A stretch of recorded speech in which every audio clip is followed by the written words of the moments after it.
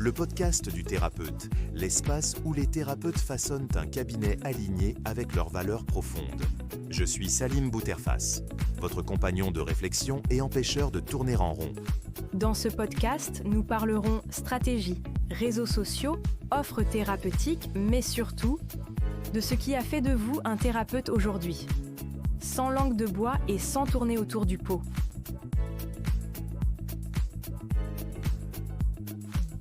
Salut, alors aujourd'hui on va parler un peu gentiment, un peu doucement, parce que j'ai eu une séance avec une thérapeute.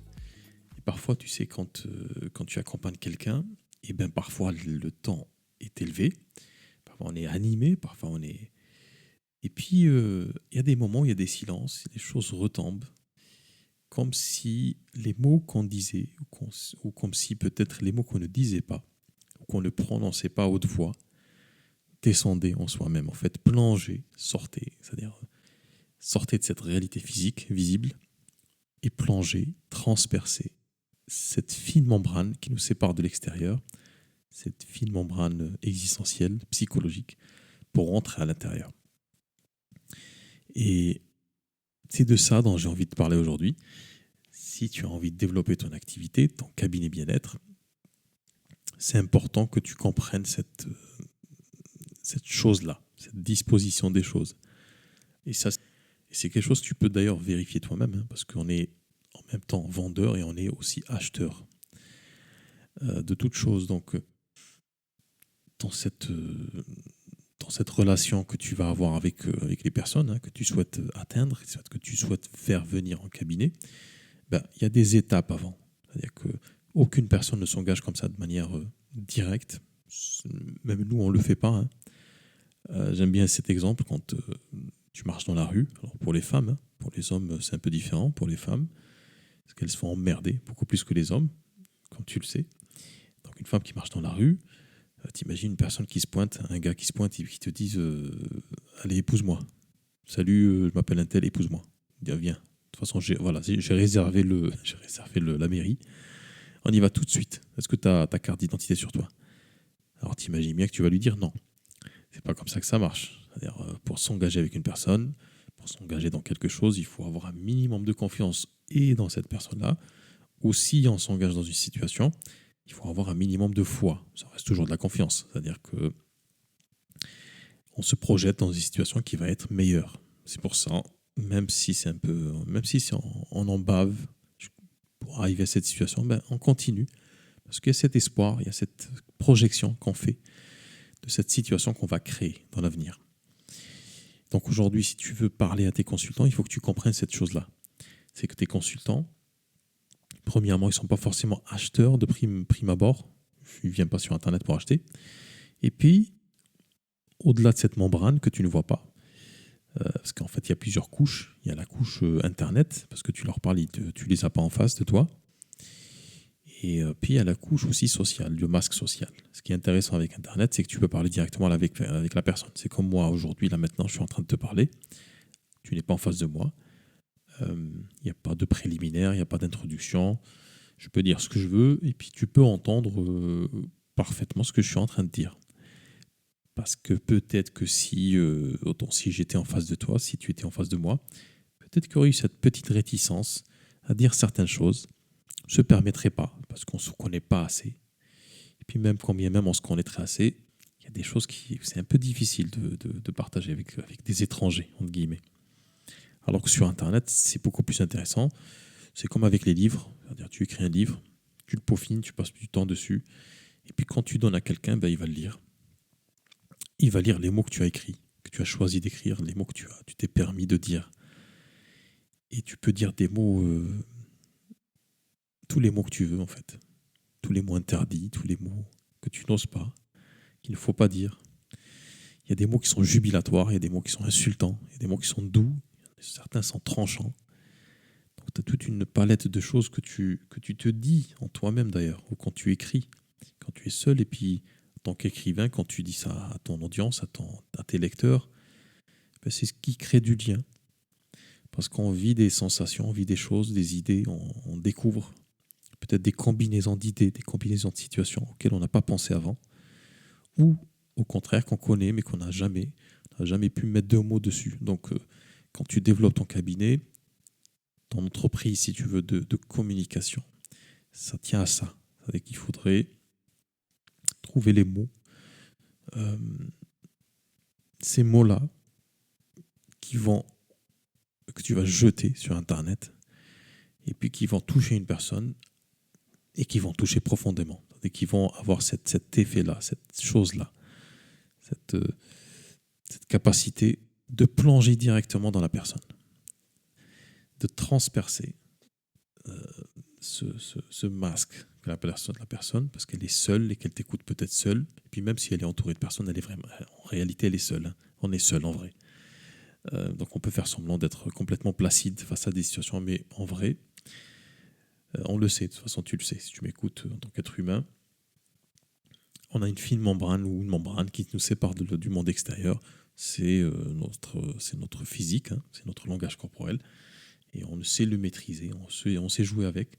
Par contre, ce qui se passe à l'intérieur, c'est très souvent très très différent de ce qu'on peut voir à l'extérieur. Donc si tu veux développer ton cabinet, tu es censé parler à ces gens, toucher ces gens. Et pour toucher ces gens, il faut être touchant. C'est quelque chose qui c'est le b.a.-ba, hein, c'est vraiment... Alors dit comme ça peut paraître simple. Ça l'est en vrai. Mais ce qui rend les choses compliquées, c'est pas que parler aux gens c'est compliqué, c'est parler à soi-même qui est compliqué en vrai. Ce qui pose problème, c'est qu'on ne se dit pas les choses soi-même. On a peur des mots. Et ces mots, il faut les dire. À un moment, il faut dire ces choses-là. Il faut qu'elles sortent en soi-même déjà. C'est pour ça, l'une des techniques moi, que je transmets, que j'apprends aux thérapeutes qui veulent notamment faire de la vidéo, c'est de ne pas commencer directement. C'est de prendre du temps, prendre quelques jours, se filmer en train de parler. Enfin, se filmer. Oui, se filmer, mais pas s'enregistrer. C'est-à-dire mettre son téléphone, son appareil photo, ne pas appuyer sur le bouton enregistrer, mais se voir en train de parler. C'est un peu déroutant au début, mais avec de l'exercice, ça s'améliore, la prestation s'améliore. Et puis, à un moment, on enregistre, on fait quelques essais. Et puis, ces enregistrements, qu'est-ce qu'on fait? On ne les regarde même pas, on les supprime directement. Et puis, en répétant cet exercice-là, on va de plus en plus s'habituer à soi-même, à sa voix, à sa façon d'être, à sa façon de bouger. Et ce qui se passe, c'est qu'à un moment, quand on a assez fait cet exercice, en fait, on va décoller. On va être en mode dissocié, comme disent les hypnothérapeutes. On va se dissocier de ce jugement qu'on a sur soi, et puis on ne fait plus attention. Là, je suis en train de te parler, par exemple, j'ai les yeux fermés. J'ai mon micro qui est posé, et j'ai les yeux fermés. Et je suis en train de te parler de l'intérieur, c'est-à-dire de derrière cette membrane, ce masque. Je suis seul d'ailleurs dans mon bureau, il n'y a personne. C'est un exercice qui peut être intéressant aussi si tu veux faire du podcast. Tu peux, bien sûr qu'il faut préparer tes idées avant, mais tu peux laisser comme ça tes idées vaquer, passer d'une étape à une autre, d'une idée, d'un titre à un autre, d'une station à une autre, jusqu'à arriver à bon port. Donc si tu veux, ce sont des exercices qui vont te permettre de te réconcilier avec toi-même, avec ta façon d'être, de ne plus être dans le jugement. Et puis, c'est aussi une façon de faire les choses, de faire progresser les choses pour toi, à l'abri du jugement et à l'abri de l'échec. C'est un peu ce qu'on fait en thérapie. C'est un laboratoire c'est un laboratoire sécurisé dans lequel la personne vient avec ses peurs, avec ses angoisses. Et dans cet espace-là, dans ce cabinet, donc c'est une cabine, c'est un endroit fermé.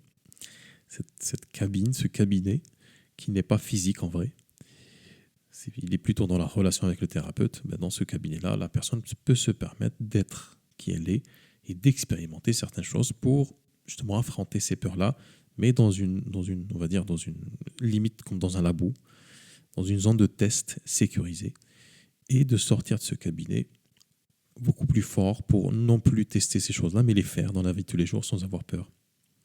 Donc en fait, pour résumer, si tu veux toucher ces gens-là, il faudrait que tu sois touchant, que tu te donnes la permission de dire ce qu'il faut dire, de dire les mots qu'il faut dire. Et pour faire ça, tu peux le faire tout doucement en faisant cet exercice, par exemple pour de la vidéo, pour le podcast, ou même parler à haute voix. Essayer de parler à haute voix face à un miroir ou pas face à un miroir, mais déjà avoir cette conversation, se rôder à ça. Et tu vas voir qu'en faisant ça, tu vas avoir un peu plus d'aisance à chaque fois et un peu plus aussi d'aisance à dire les mots qu'il faut dire. Ces mots-là qui sont un peu difficiles à dire et qu'on arrive finalement à dire et qu'il faut dire parce qu'il y a beaucoup de personnes de l'autre côté de ton écran qui ont besoin d'entendre ces mots-là. Et c'est cette relation-là très, je dirais pas intime, mais presque, très personnelle, très chaleureuse. C'est cette relation qui crée du lien et qui fait qu'une personne, un moment, quand tu lui présentes une offre, quand tu lui présentes une façon de faire, un chemin de guérison ou de transformation, de changement, elle va forcément, naturellement, elle va avoir confiance en toi. C'était un peu mes idées pour ce lundi 25 mars. Et d'ailleurs, petite dernière chose, si aujourd'hui tu n'es pas encore présent dans le groupe que j'ai créé sur WhatsApp, la communauté des thérapeutes, on est une 50aine de thérapeutes actuellement. Je te mettrai le lien autour de cette vidéo, tu pourrais rejoindre et puis on pourrait discuter un peu plus de ces mots ou de cette façon que tu as ou que tu n'as pas de dire ce qu'il faut aux personnes qu'il faut. Je te dis à très bientôt. Allez, ciao.